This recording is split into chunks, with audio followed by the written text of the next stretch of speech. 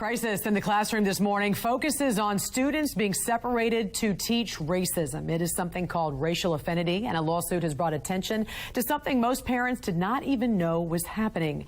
Joining us right now to discuss is Nicole Neily, president of Parents Defending Education. Nicole, welcome back to the National Desk. Great to see you.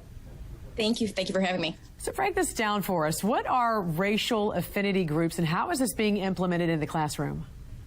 Sure. So racial affinity groups are they also go by safe spaces, healing spaces, but they're school-sponsored activities where children are segregated on the basis of skin color and they talk about events in the news, they're taught to process different events. But, what it sends is this underlying message of that children process emotions differently, news events differently, based on immutable characteristics, which is absolutely abhorrent that this kind of thing is being taught in our K-12 schools around the country. And your organization actually sued a Boston area public school district because of this. What prompted you to take this route of suing the school district, and what did you make of the school district deciding to settle?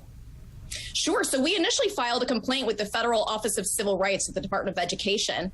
And then after we filed that, a number of other tips from the district came out where the district was also engaging in speech policing. They had a bias response team where students were encouraged to report on speech of their fellow classmates. And so between the racial segregation and then the speech policing, both violations of the First and the 14th Amendment, we thought there are really egregious civil liberties violations taking place here, and these students deserve better. And so we thought a federal lawsuit was the quickest and most efficient way to address these significant problems in this district. And they settled. They did settle, yes. They folded immediately on the speech policy. They dug in a little bit on the affinity group policy, but it turns out that, they decided that they agreed with us that it is unconstitutional and immoral. And so going forward, when they hold these events, they will make very clear, which they did not do before, that these events are open to all students, regardless of gender, regardless of race, which is something that, frankly, they should have been doing in the first place.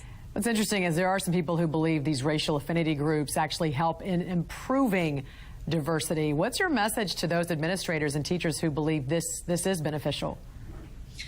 Again, I think it sends a very detrimental message that students, faculty, et cetera, process events differently on the basis of race. We should want people to heal. And so separating people on the basis of superficial characteristics that they cannot control sends a message. In order to address racism in this country, we do not need to racialize everything. There are many, many causes for disparities, socioeconomic factors, family factors, et cetera. And so by just saying race, race, race, I think it oversimplifies what are often very complex problems and prevent us from coming up with a better solution. Right. And what's interesting is this is not just for students. Some schools, I'm reading here, have actually gone as far as to establish these racial affinity groups for staff. In fact, one principal in New York explained why he did this, writing, "Part of our work to break down racism that exists within our own school systems and structures and in our interactions with each other and our students is why he decided to do this."